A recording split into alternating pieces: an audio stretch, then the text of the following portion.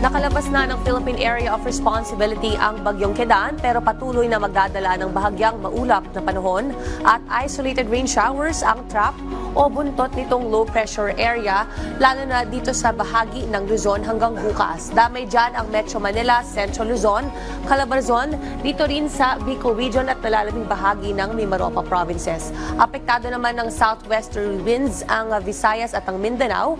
Magdadala ito ng kalat-kalat na pag-ulan at maulat na panahon. Para sa karagdagang kaalaman, pag-usapan naman natin ang lakas ng Intensity 5 ng Lindo. Kaninang umaga umabot sa Intensity 5 ang naiulat sa iba't ibang bahagi ng Visayas at Mindanao dahil sa matinding pagyanig sa seabed ng coastal waters ng Davao Oriental. Ang ibig sabihin ng Intensity 5 sa PHIVOLCS ay ang naramdamang pagyanig ay nasa strong o malakas. Ibig sabihin ramdam ito sa lahat ng palapag sa buong gusali at ramdam din hindi lang sa loob kundi ng mga tao sa labas. Pwede rin itong magpaalog ng mga puno at mga nakapark na kotse. Ang intensities 1 hanggang 4 naman ay mahina habang ang 5 pataas ay malakas at nakapipinsala.